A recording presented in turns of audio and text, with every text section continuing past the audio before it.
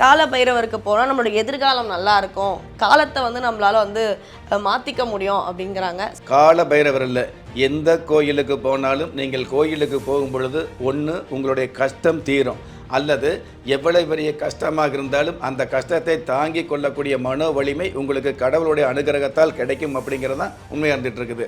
அப்படி இருக்கும்போது கால பைரவர் கோயிலுக்கு மட்டும் ஏன் அதிகமாக போகக்கூடிய ஒரு சூழல் இருக்குதுன்னு கேட்டிங்க அப்படின்னா, காலத்தை மாற்றலாம் அப்படிங்கிறத, காலத்தை நாம் மாற்றுறது அப்படிங்கிறத விட நீங்கள் கம்முனே இருந்தால் கூட காலம் தானாக மாறும் அப்படிங்கிறத உண்மையான விஷயமா வந்துட்டு இருக்குது. ஒன்று, கால பைரவர் கோயிலுக்கு அதிகமாக ஒரு ஈடுபாடோடு அதிக ஆசையோடு அதிக மக்கள் போகக்கூடிய ஒரு சூழல் எதனால் வருதுன்னு கேட்டிங்கன்னா, இன்றைக்கி எல்லா குடும்பங்களையும் வந்து பார்த்திங்கன்னா கடன் பிரச்சனை எப்படிங்கிறது நிச்சயமாக வந்துட்டு இருக்குது. நம்ம குழந்தைகளை படிக்க வைக்கிறதுக்கு, அதுக்கப்புறம் வந்து சந்தோஷமான ஆடம்பரமான வாழ்வு அப்படிங்கிறத விட அடிப்படையான வாழ்க்கை வாழ்வதற்கே நம்ம வந்து கடன் வாங்க வேண்டிய சூழல் இருக்குது அப்படிங்கிறது உண்மையான விஷயமா வந்துட்டு இருக்குது.